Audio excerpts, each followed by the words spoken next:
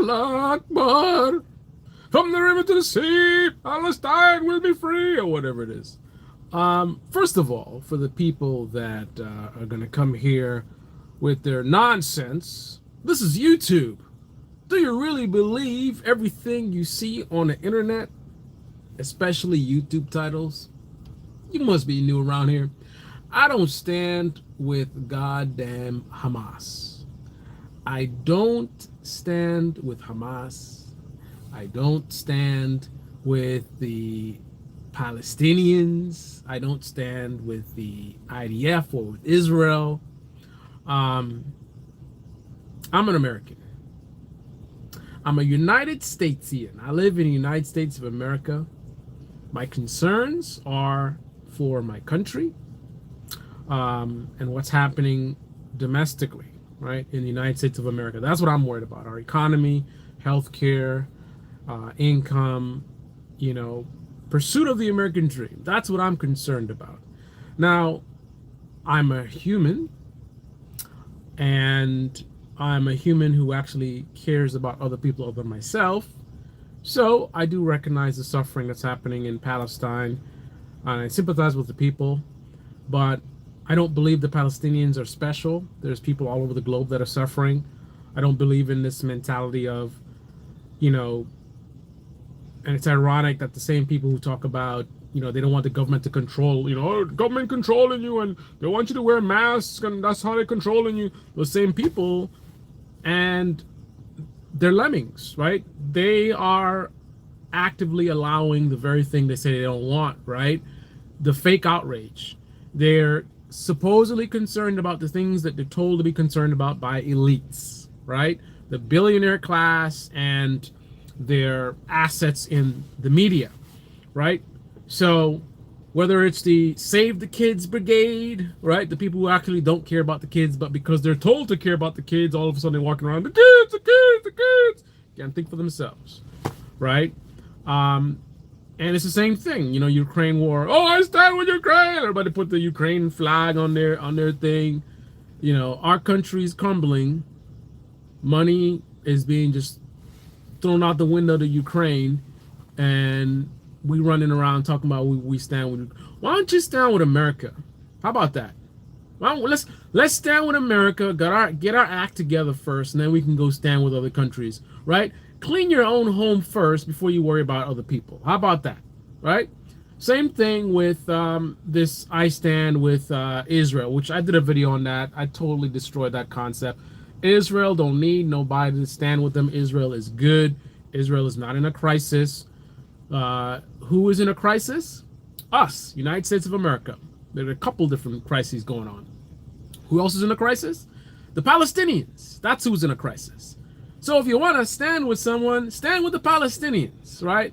But me personally, I don't really focus too much on what other countries are doing. I do recognize we live on this globe together, and what happens in other countries can affect us. But that aside, my priority is focusing on United States of America. I stand with America, America the beautiful. I don't know the song.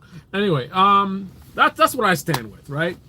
And also, as far as the Palestinians, right? What do I know about the Palestinians? They are human animals, like me, like us all, right? And us human animals, we are very complicated creatures. We have good people, we have bad people. It's all types. What the hell do I know about the Palestinians? I don't know shit. I don't know if they're good people or bad people, an average people. I don't know anything about their culture. I don't know anything about what they got going on over there. And I got too much to worry about in my own country to be too focused on that. That may sound a little bit selfish and savage, but we're a country of 300 and something million people, right? And this is my home, right? So I'm sorry, I'm going to be a little bit selfish and focus on my country first before I focus on other countries. So with that being said, I don't need to be standing with the Palestinians. I don't know nothing about them, and I got my own country to worry about. Again, not that I don't sympathize with them. I recognize their struggle, their oppression. I recognize what the IDF is doing, all the nonsense, and the just keeping them in this situation where they don't have their ability to be themselves, travel and live their dreams. They're just held captive. So I sympathize and I recognize that. But again, I don't know anybody in Palestine. I don't know anything about Palestine. I don't need to be walking around talking about I stand with Palestine or I stand with whoever it is that I'm told to by the media I watch. No. Now, with that being said, let's talk a little bit about Hamas, right? So people who like to talk about they don't want to be controlled by the government, they don't want to be controlled. I'm an independent thinker, I think for myself. Okay, so the way that Hamas has been described to us has been very sort of digital, binary, black and white, ones and zeros, very simplistic, right? So, we have a bunch of Americans don't really know much about what's going on over there, and they're told that Hamas is a terrorist organization. And once you slap that label on there, that's it.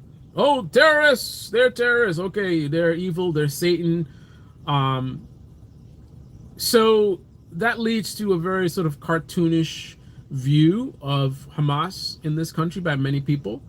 Because again, we have a lot of people that don't have a lot of critical thinking skills and they don't think for themselves. They just lemmings. They just go wherever their media tells them, okay, Hamas are terrorists. Okay, terrorists, they're evil, this and that. And you have all your preconceived notions or whatever. Me, on the other hand, I actually recognize what these same people who walk around saying, government controlling us and da-da-da. I recognize that there is some validity to that. So when I'm told by my government that these people are terrorists, I say, okay.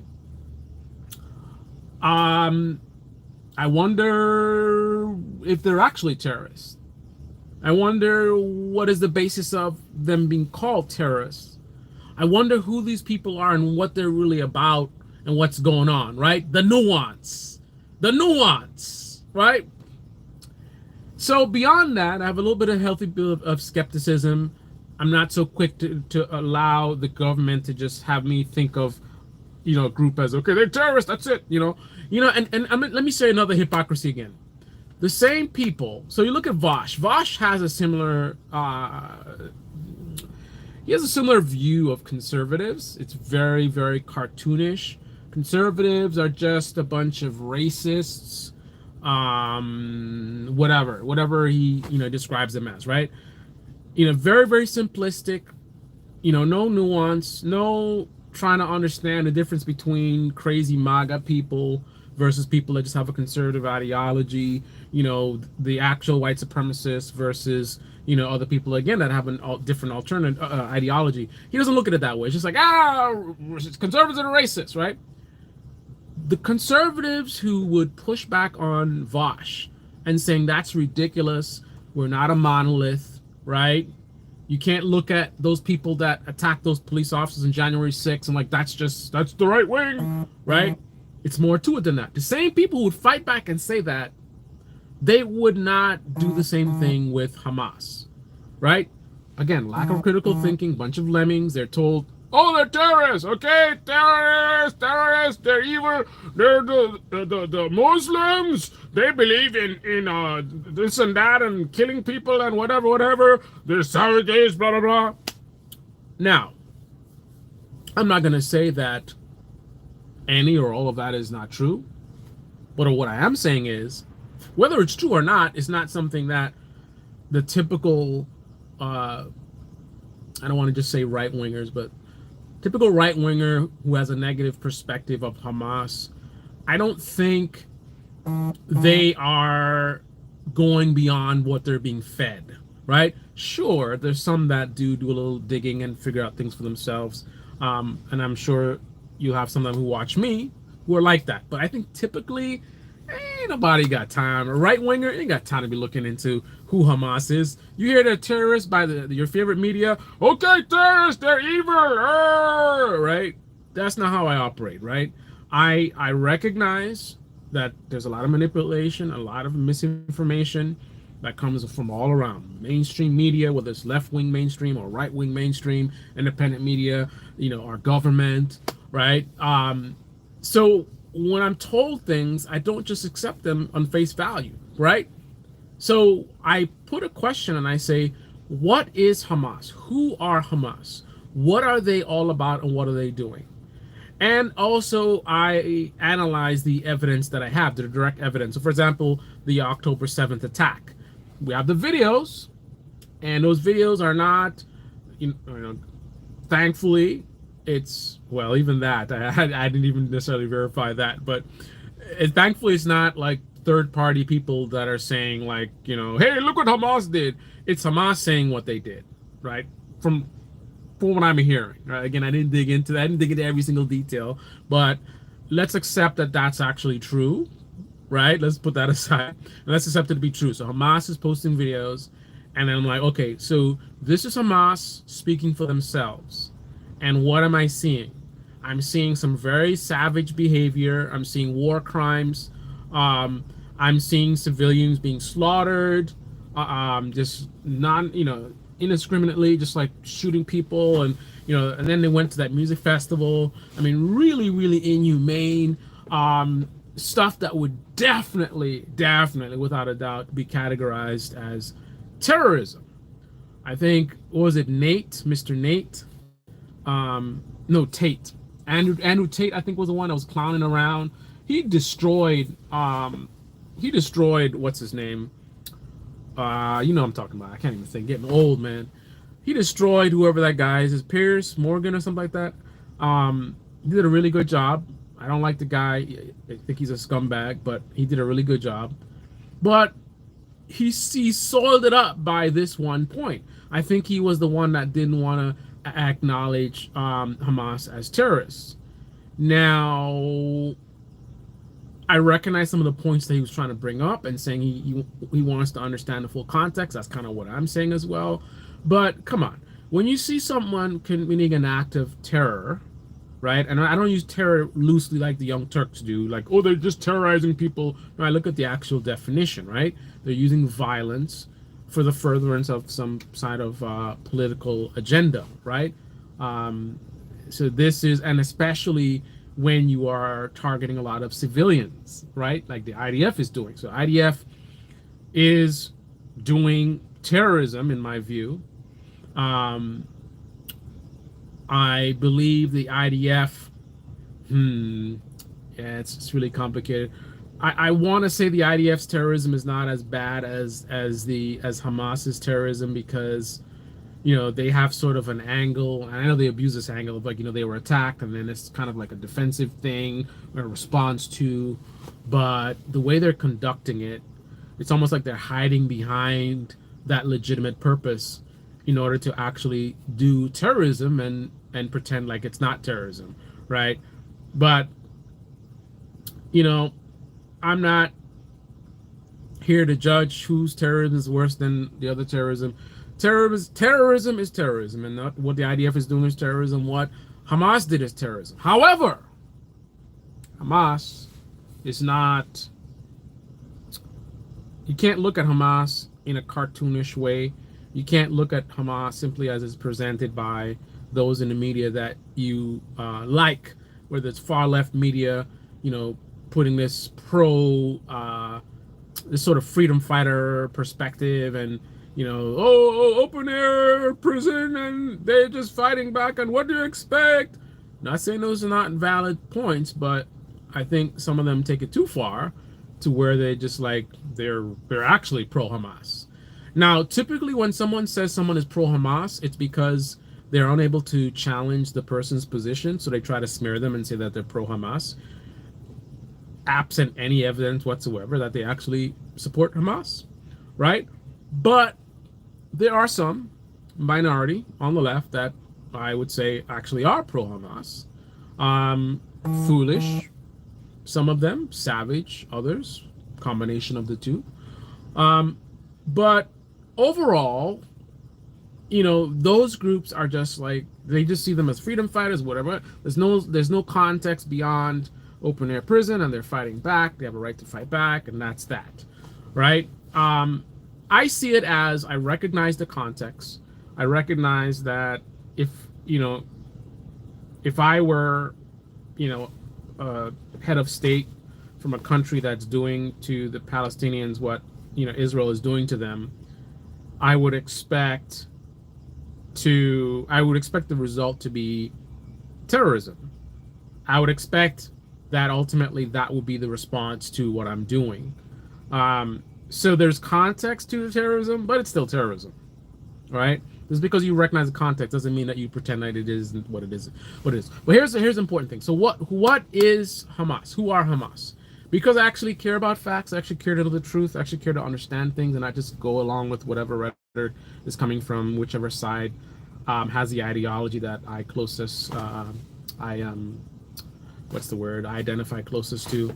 Actually did a little bit of digging to see who Hamas is. I'd heard loosely for a time that Hamas is basically the government, essentially, for the Palestinians. That's essentially their government. They were elected some time ago. So I had a vague idea. So I'm like, okay, so government, I try to compare them to our government, but then I realized we're a big first world country, 300 million people. This is just 2.2 million people. So even though Hamas is their government, it's not going to be as formal as our government, but still a government. So I have a vague idea of what that kind of means. So somewhere in the back of my mind, I'm kind of like, so if they're the government, I can't just look at them as just a bunch of terrorists, can I? Or can I? Right? I don't really know much about them. I got to dig in. So that's the initial impression I had just with me not digging in and just hearing they're the government, right? Hamas is the government there, right? And then me understanding what a government is. And then, looking at the context of, the area and how many people and the living conditions. So I reference other governments that I'm aware of for very, very poor or small areas, and I think about what that is like, and I imagine that something similar is happening in the Gaza Strip, right? But that's still very vague. So eventually I said, all right, let me dig in and let me see what Hamas is all about. So here's what Hamas is all about. Beyond just obviously the super cartoonish view, they're terrorists, they're evil terrorists, or they're freedom fighters. Right, that's the cartoonish, like, tribal view. So let's go beyond that. Let's go beyond the fact that they have committed terrorism, and at least part of them can be described as terrorists, right? Forget about what the government has labeled them. Per the official definition, for us thinking for ourselves, we can say that, there is part of them that are terrorists. But what else is there, right? So I dug in, and what I found was, no surprise, there's many parts to Hamas. There is the militant part. I forget the name of it. There's some kind of a Al-Qatar, Bal-Busha, whatever, I don't know, some weird, which is a name for them as well. But whatever, there's their militant division, and these will be the ones that would have been doing the attack on October 7th. So, if we want to be very precise and more specific, that part of Hamas would be the terrorist group. So I would say more accurately, with me looking into it, Hamas's military is a terrorist organization, right? Hamas itself, I wouldn't say, is a terrorist group, because what else is Hamas? So Hamas has a division that deals with social services. So, you have health and other things like that. So this is public good type of stuff. And you also have, I think there's a political part of Hamas. I don't remember all the different parts, but just like any other government, right? You have these different pieces. So you have the social services, you have the political part. I don't know if the medical would fall on the social services, but obviously you have the health, was it health ministry or something that they're called? I think these are people that are giving us like the death counts and stuff like that. So there's a lot of different divisions of Hamas, and I don't think it's accurate to call them all terrorists. So that's one thing in specific. So when you consider this reality and you apply it to your analysis of the hostage return, things start to make a little bit more sense. Before, I was kind of confused. Number one, why didn't we get videos of people with their heads being cut off and stuff like that? The typical thing that you would expect from terrorists in the Middle East, like Hamas, right? I'm thinking of like Al Qaeda or something like that, Al Qaeda, whatever. So I and not just that because they're terrorists, this is what they do, just based on the slaughter of the Palestinian people. I mean, if you're gonna slaughter, how much was it? Is it 14,000 of Palestinians? If you're gonna slaughter that amount of people after only something like 1,200 of your people got killed, I mean that is oh my goodness. I mean that is, just think, any country, any government that sustains that kind of blow, it is going to react severely. I mean, look at what Israel did just for 1,200. So imagine the response from this kind of situation, right? So you're expecting a maximum brutality response. That's what I would expect, whether it's America or United States or it's Germany, whatever it is. I expect a maximum brutality response to a maximum brutality attack. So what do I think of as maximum brutality from Middle Eastern terrorists? Cutting heads off on video and sending it, live streaming it. We didn't get that. That was confusing to me. Why didn't they do that? They did a lot of stuff on October 7th, and then it's kind of like, I don't really hear anything else from them. All I hear is IDF slaughtering babies and children and women and bombing hospitals and people's homes. I don't hear IDF, so I'm sorry, I don't hear Hamas like doing some, because they don't have the weapons, right? They don't have the ability that the IDF has. So what they do have is terror. And it's terrorizing to be, for every building that you bomb, we're gonna cut off the head of a, you know what I mean? Like that's what they do. They didn't do that. Why? That was confusing to me, right? And then they decided to give back some of the hostages, and all they get in return is a temporary ceasefire. So at the end of the ceasefire, they're just gonna continue bombing them. So I'm just like, why would they? So you're not cutting off heads, thankfully. And you're gonna give up hostages and you're not really getting much in return. I mean, after so many of your people got slaughtered, and you're just like, here's your hostages back. And then hostages, you look at them, they look fine, right?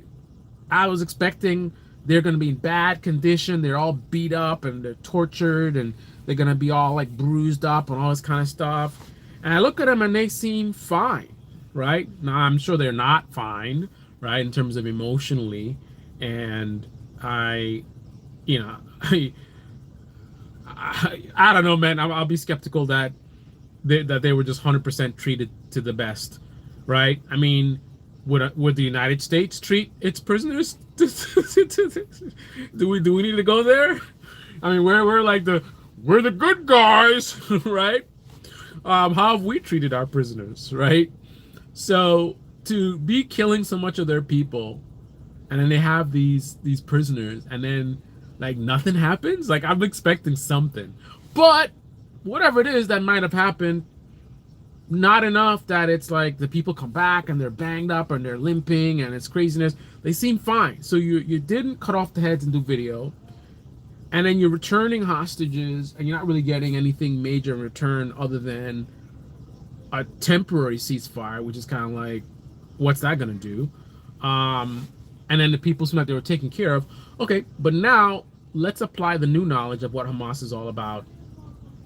And then all of a sudden, it starts to make a little bit more sense to me. So I think that if we look at it the way we would look at, I mean, I know obviously our government's a little different, right? Much bigger government, bigger country, more wealth. But you think about the idea of, prisoners being captured and you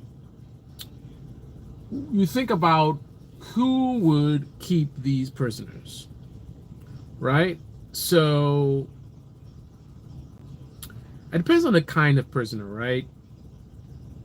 If the prisoner is a soldier, The issue with that is, I mean, you're a soldier, right? So it's like no holds barred, right? You're totally legit to kill soldiers in a war, right? That's who you're supposed to be killing, not civilians.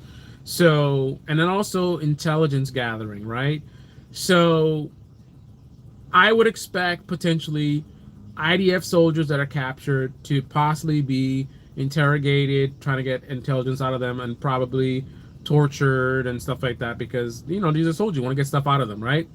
But as far as the civilians, um, especially for a small situation like that, where they wouldn't have like some big military base or something, I don't think.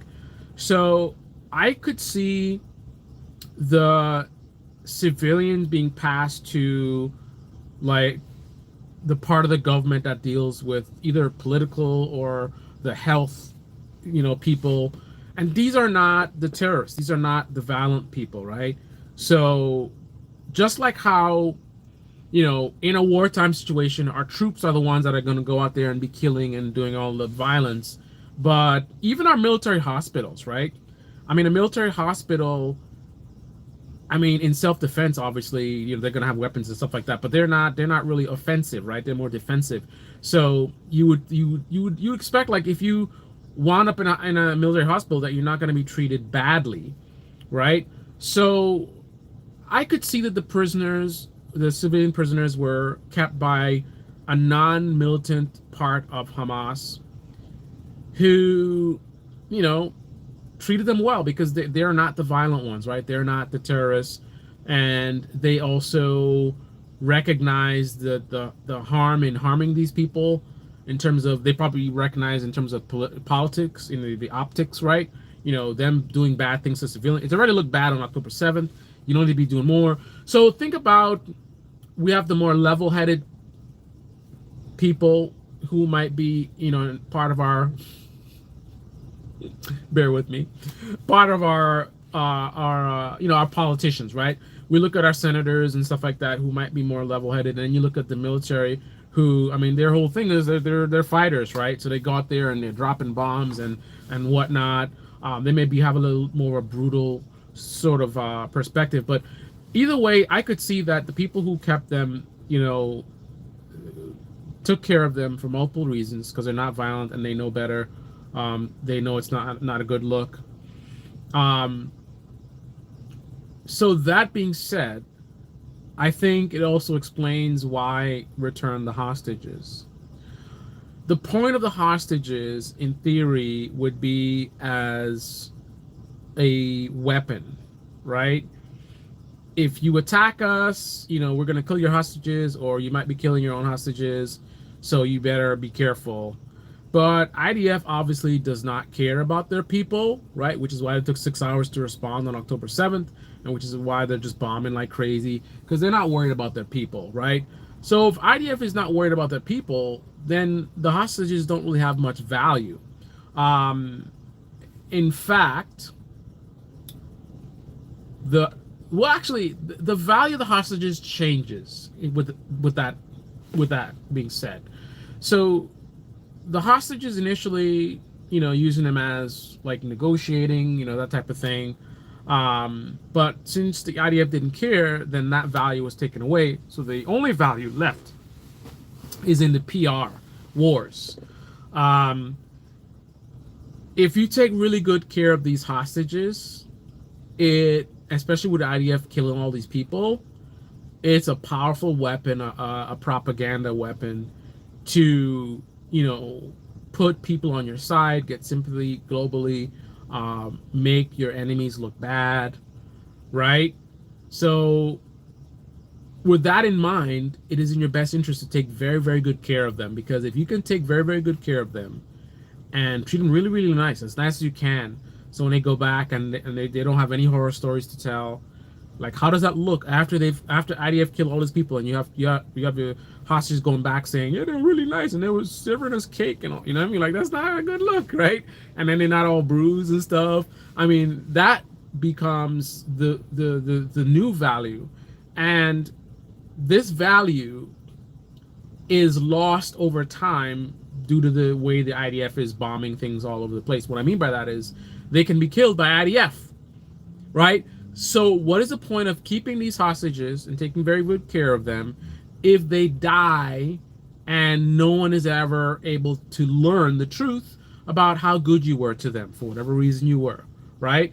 So it will be in your best interest to, at least at a minimum, you got to give some of them back, right?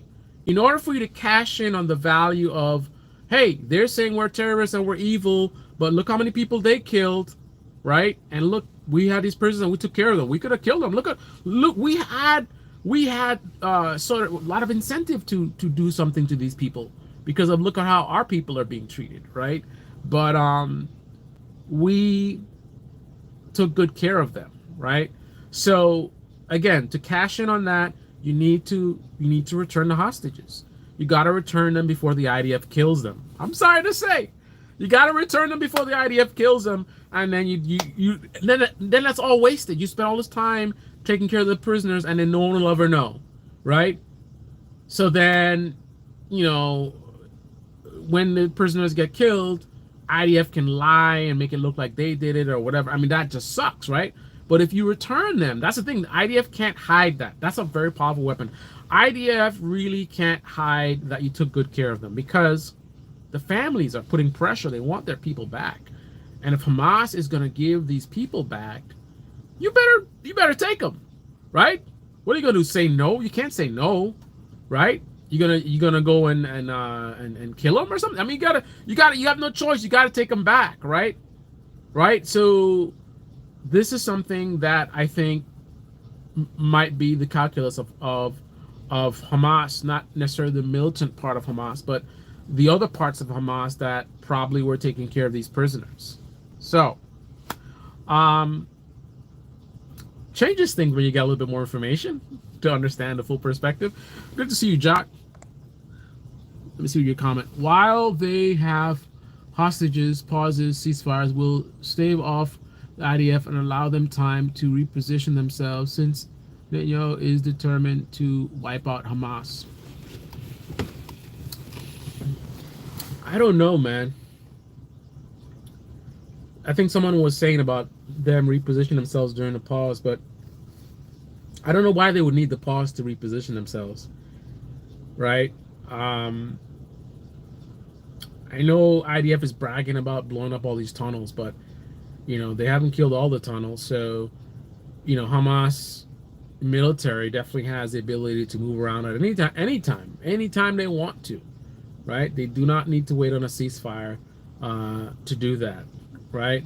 So to me, the main value is in the PR war, and I now see why they would potentially give these people back and not seemingly get anything back in return, because they are getting something back in return, and it's very valuable, I would say, right? Because it's, you know, you got people, you know, being pushed with a certain narrative, you know, hey, Hamas are terrorists and look what they did and this and that and whatnot.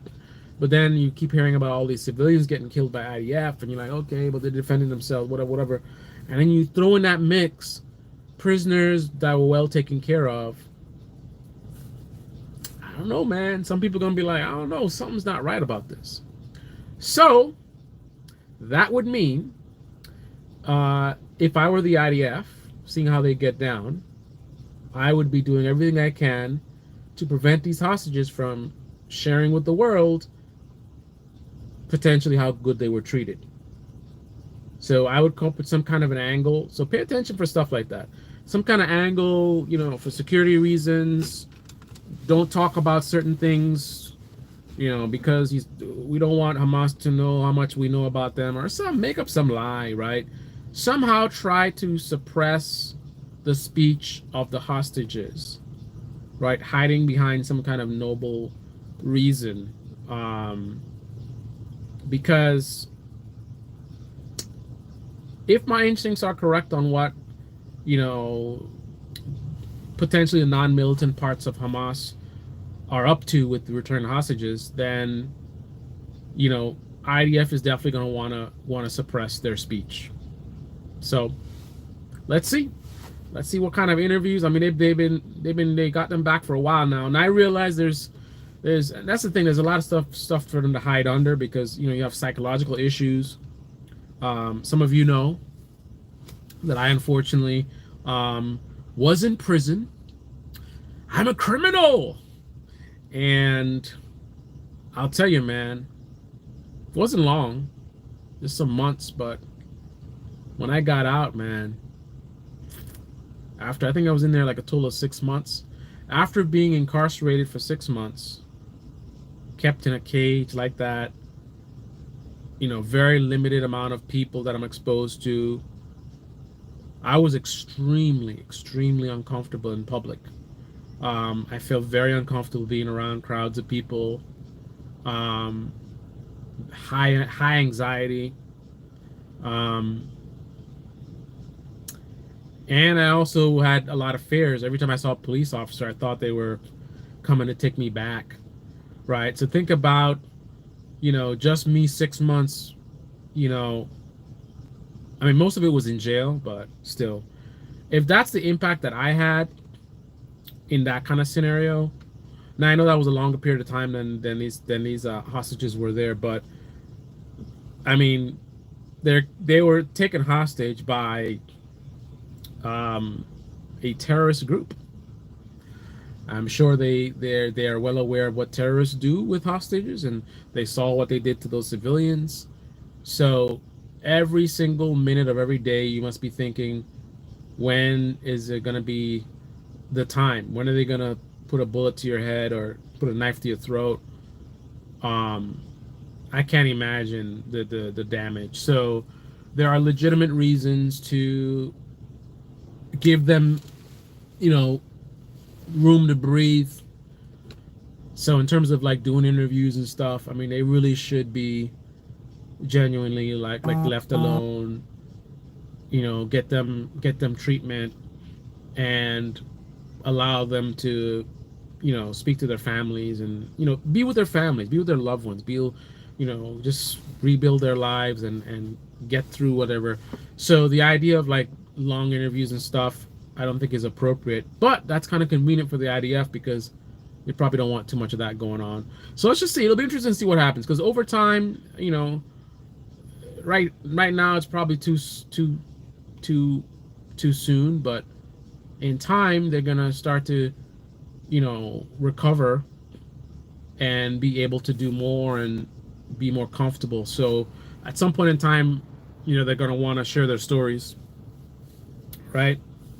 So I don't know what the IDF is gonna do about that. Now, I think one of them is an American, so I don't know if they live in America or not, but that complicates things because IDF, I mean, even though America is Israel's bitch, apparently,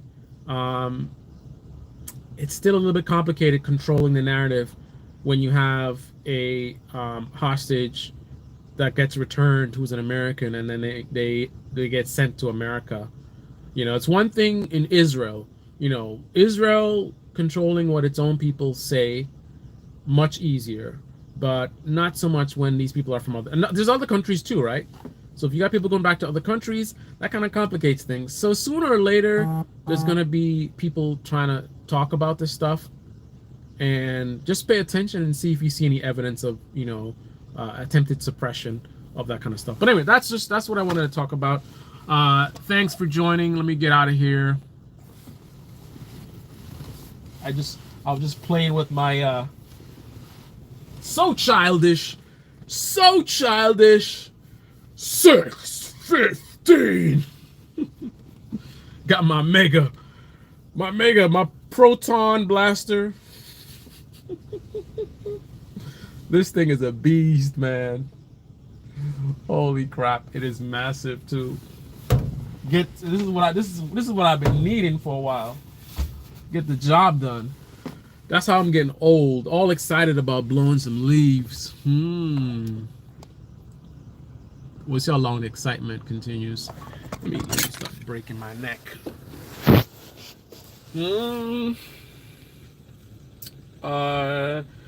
After all these deaths of Palestinians, the IDF doesn't want more negatives of after initial sympathy. Yep, for sure.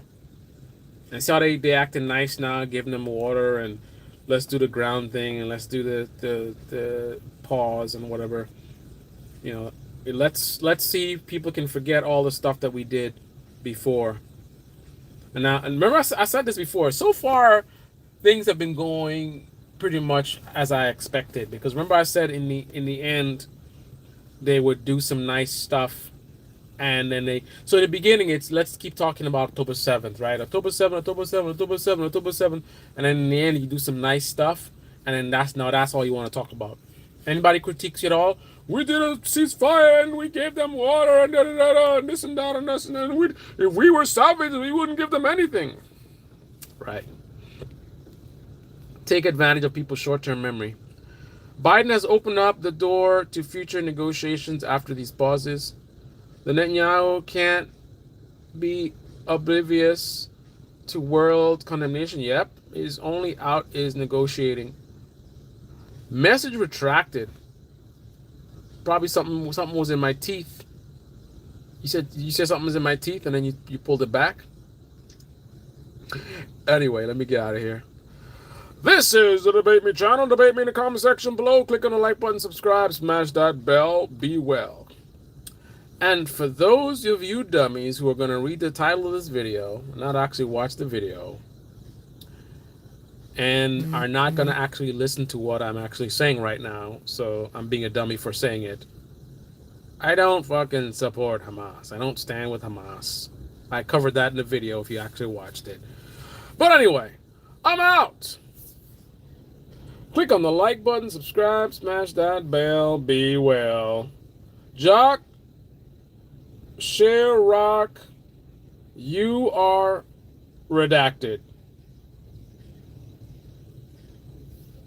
Oh, I got a outro music. Let's go. Outro music. Let's go. Opponents till I turn blue in the list. Sipping broads like 7 up.